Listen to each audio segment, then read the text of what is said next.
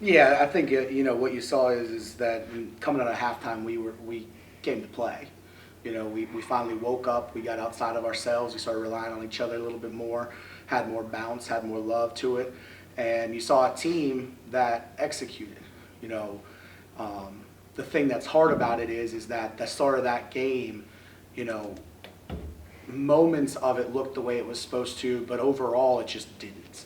Too many system errors, and it's two systems that whichever team executes them better are going to win in this game because it's a lot of shooting. Like it's a lot of outside shots, a lot of downhill drives, make reads for both teams. And I thought that they seemed way more bought into the execution early. And that created obviously a first quarter that dug us a major hole, and it carried over into the second quarter.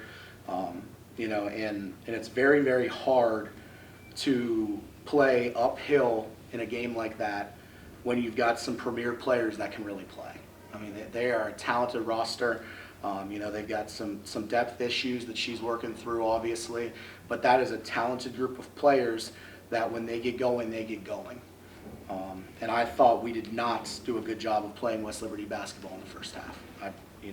And the stats reflected that. I think our assist to turnover in the first half was 3 to 11, 3 to 12. Let me correct that.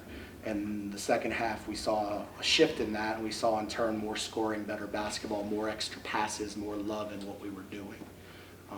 So hats off to Fairmont. Started in a great way. Quick start for them. They carried it over throughout the first half, and we dug ourselves a hole that we could not get out of. Yeah, just looking at the shooting stats, and obviously you guys are normally a pretty good shooting team, and I think the halftime stats was like 8 for 31 from floor. First three quarters was 11 for 47. I mean, you're right. That's not you. Was it good defense? Was it shot selection? Just one of those nights. No, I think and it's not to discredit anything that Fairmont was doing or not doing. They were playing very hard. They were pressuring the ball. But unfortunately, we tried to start playing their game in the first half. This game was going to be dictated by us by pace and passing. We talked about it for the last 2 days. Was our offense going to have pace where we're going to take care of the basketball and where we're going to move the basketball? And we fell into the trap of playing their game, and we didn't have any pace and any quality passing, and it was reflected in the makes. We are a team that thrives off of each other, and we did not play that way in the first half. Second half, I thought it did change a little bit. While I'd like to see more than 17 points in the third quarter, we got better looks in the third quarter. We started throwing the extra pass. We started doing the things that we're supposed to be doing. And, it just, shots weren't falling. But again, I think those shots fall if in the back of your mind as a player, you're not playing uphill. Yeah. Just going to talk about the fourth quarter. I mean, cold shooting from there, but I don't want to talk about moral victories, but shooting 65% in the fourth quarter. Yeah, and again, I thought we got a good lift from some kids off the bench. I thought that was nice to see.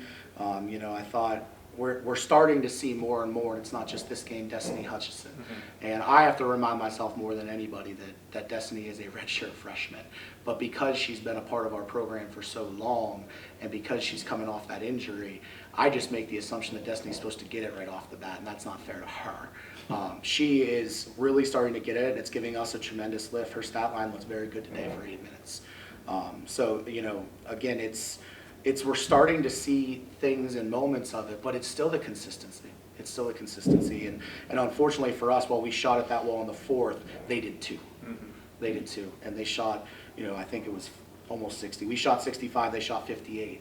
So as we were cutting that lead down and cutting it lead down, and I think we got it as close as 14 or 15 a couple times, it's hard when they're in a rhythm. And the biggest thing that was the dagger was the 2 threes that they hit. Those 2 threes in the fourth quarter when you're trying to cut a lead.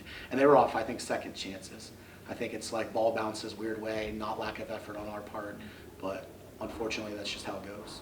And just kind of talking about consistency, I mean, last game you guys had one of your best offensive performances. This game, not so much. What has to happen where you guys can get more consistency? Got to love each other more. Like, I know it sounds corny, I know it sounds storybook, I know I sound touchy-feely, but we are a program, and you can look back through this entire year, okay, whether it's wins or losses. Some of our losses we've played very well in and just not won the game, you know, last game being one of those, you know, and we have played really well in games and won the game. And there's been a couple games we have played average and still won.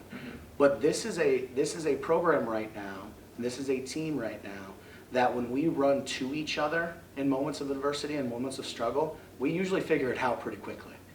But when we don't do that, it's a lot harder. It's a lot harder to play on an island in this system. It doesn't work. One thing I wanted to ask is, the number just jumps off of this page here is Audrey Tinkle, 17 rebounds. That's a point guard. What? And she's had a really good year rebounding. And what's the explanation on that? It's Aud is someone that is kind of a servant leader. Like, you know, this has not been a year where she's had a lot of glamorous scoring nights, but she does pack stat sheets regularly. And she is just one of those kids that she is going to find a way to impact the game, even if it's not through scoring and other things. And I mean, 17 rebounds is off the chart, and Grace Fodor ends up with 9. Like, they just both said, I'm going to put my head down and I'm going to try to find a way to bring value in a game where we're struggling, you know, and both did that. And that's tremendous to see those numbers. But again, I said it the other day, I said it today, like, some of these numbers are great to see, and I love these kids and I want them to be rewarded, but they've got to reward themselves. And they will. They will. I trust that they will. They fight really hard, and they do love each other, and they will reward themselves. And we're going to keep fighting like crazy until they do.